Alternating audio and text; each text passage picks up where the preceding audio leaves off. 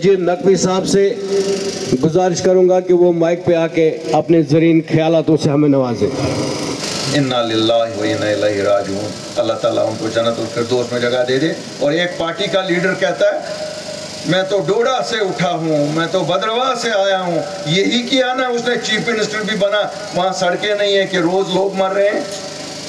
اور اسی جماعت کا ایک لیڈر یہاں کہتا ہے ہم اوڑی کو جنت بنائیں گے، شاید ایسی ہی جنت جو ان 33 لوگوں کو ابھی مل گئی۔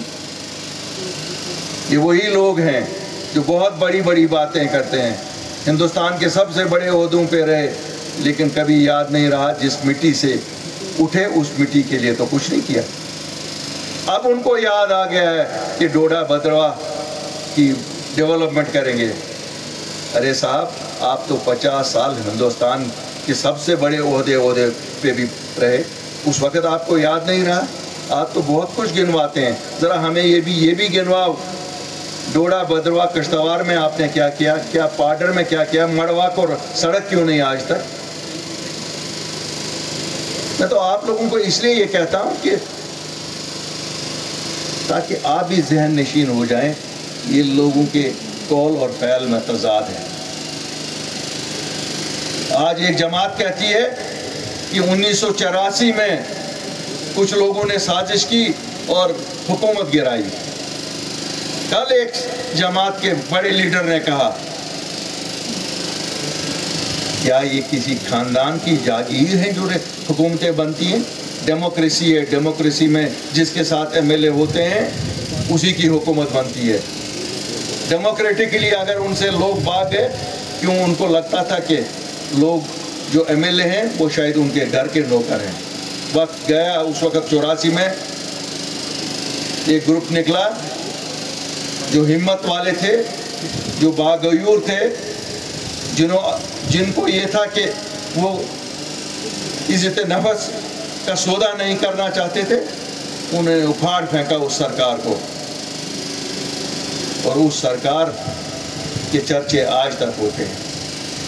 ہم تو شاید 20-22 سال کے تھے تب، لیکن ہمیں بھی فخر ہے کہ ہم نے بھی وہ سرکار دیکھی، اور اس سرکار میں جو کام ہوا ابھی تک لوگ یاد کرتے ہیں۔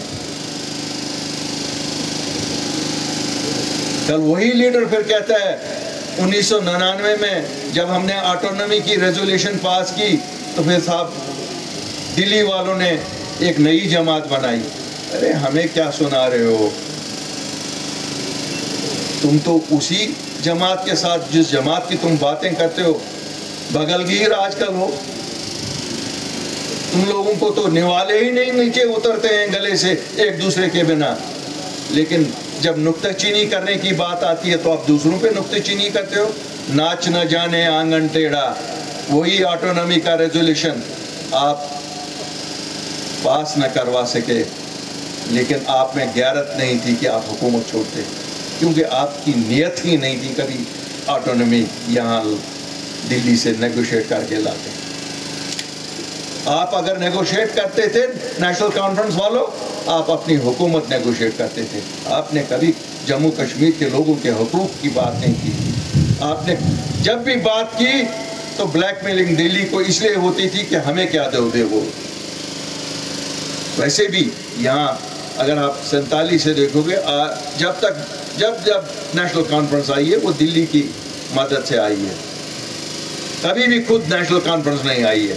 یاد کریے 1947 میں کیا جموں کشمیر کے لوگوں نے ان کو ووٹ دیا تھا؟ انہوں نے حکومت بنائی؟ کبھی نہیں۔ مجھے لگتا ہے ایک ہی حکومت جو انہوں نے اپنے بل بوتے بنائی تھی، شاید وہ 83 کی حکومت تھی، جو یہ چلا نہیں سکے، کیوں؟ ان کو لگا یہ ایم ایل اے جو ان کے ایم ایل اے چن کے لوگوں نے بھیجے تھے ان کو انہوں نے اپنے گھریلو ملازم سمجھا۔ 1987 میں راجیو گاندھی کی مہربانی سے بنی تھی، اور اس حکومت کا خمیازہ ہم آج تک اٹھا رہے ہیں۔ 2 لاکھ بچے شہید ہوئے، قبرستانوں کی نظر ہوئے، اور اسی 87 کے الیکشن کی دہن ہے۔ کیا یہ سچ بات نہیں ہے؟ 1996 میں آپ نے سودا کیا ہمارے شہیدوں کا،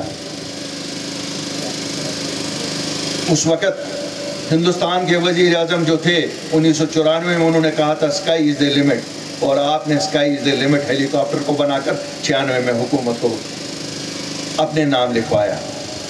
کیا کیا آپ نے؟ آپ کو لگتا ہے جموں کشمیر کے لوگ بھول گئے ہیں؟ آپ نے کوٹا نہیں لایا، آپ نے ٹاسک فورس نہیں لایا،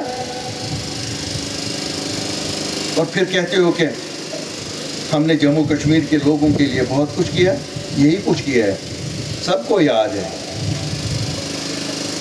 ہم ابھی بھی یاد یہ کرتے ہیں، لیکن سوچتے تھے کہ ایک نئی سیاست کریں، کیونکہ بہت ہو چکے ہیں ہم لوگ، لٹ گئے ہیں ہم جموں کشمیر کے لوگ، اور جو کچھ آپ نے باقی رکھا تھا وہ 5 اگست 2019 کو بھاجپا نے دیا۔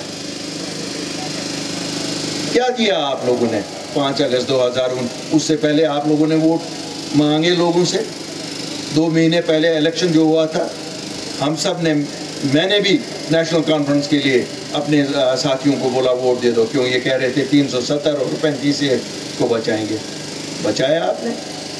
آپ نے تو غیرت کرسی چھوڑنے تک کی نہیں ہوئی، ابھی بھی اس وظیفے پہ ابھی چل رہے ہو۔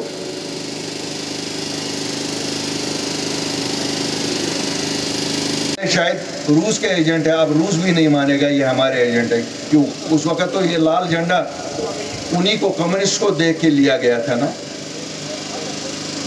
لیکن اس لال جھنڈے کے پیچھے کشمیریوں کا خون ہے۔ اس کا رنگ اگر لال ہے تو مجھے لگتا ہے یہ عکاسی کشمیریوں کے خون کی کرتا ہے، جو انہوں نے بہایا، اتنا بہایا کہ شاید اب یہ دریا بھی اور خون نہیں لے سکتے۔